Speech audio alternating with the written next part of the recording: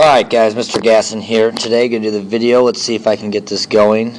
I haven't used this program before, so you guys get to experience the program for the first time as with me.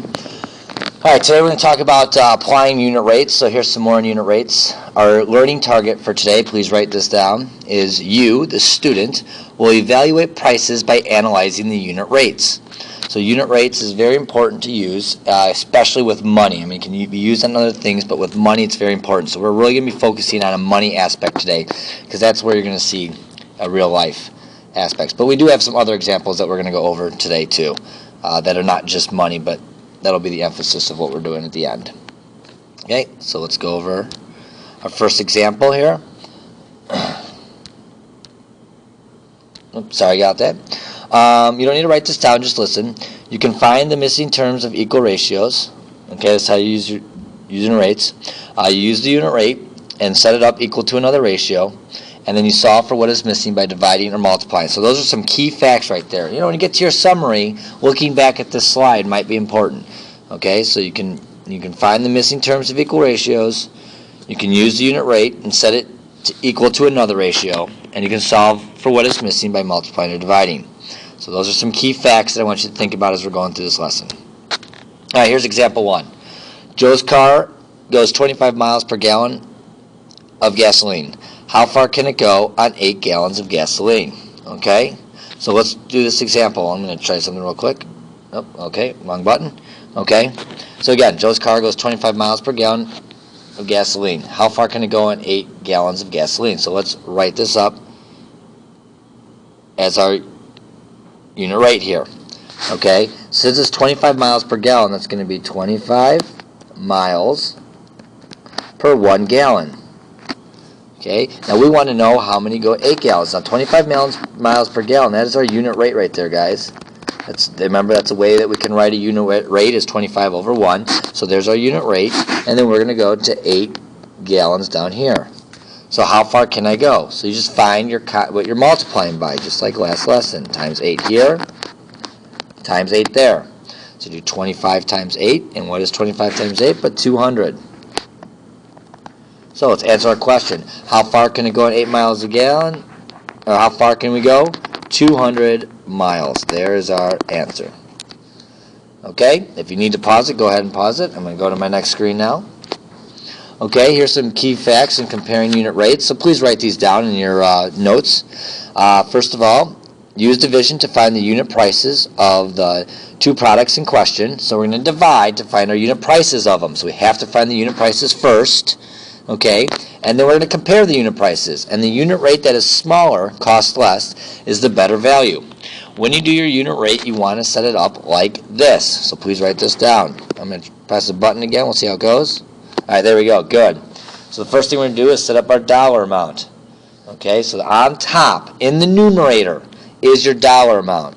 Okay, in the denominator is your quantity, like ounces or feet or quarts, gallons, whatever. The quantity goes in the denominator. So money goes in the numerator.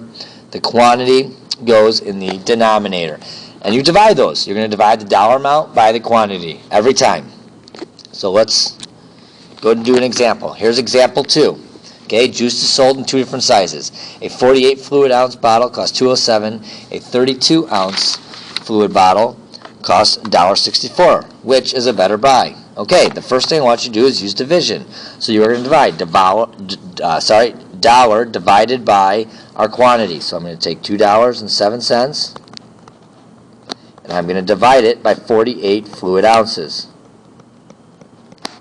Take out your calculator. When I take out my calculator and I do this problem, you are going to get 0.043125, or if I round that, that is going to be 0.04 or 4 cents per fluid ounce. Okay?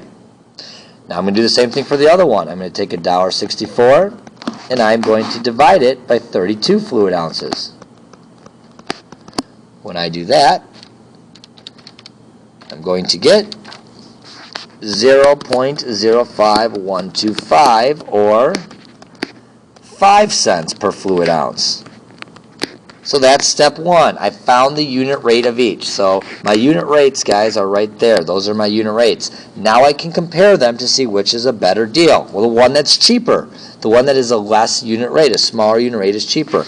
This first product right here, that only costs 4 cents per fluid ounce. The other one costs 5 cents. I would rather pay less. So the answer is, which is a better buy? It's the 48 fluid ounce bottle. That is my better buy. Okay, this one right here. Okay, I'm going to go on to my next slide. Nope, here's all the work again. Didn't know it was going to be on there. There's my 4 cents per fluid ounce. Should already have this written down, but just in case, you can rewrite it down. And there we go. Okay, so the 48 fluid ounce bottle is a better value. Here's example 3. In example 3, we're at the deli. You purchase turkey salad or a ham salad, which is a better deal. Okay, look at the pounds are different, so we got to compare them. So the first thing I'm going to do is I'm going to work with my turkey salad. $15.65. Money goes in the numerator. $3.65 pounds. So our quantity goes in the denominator.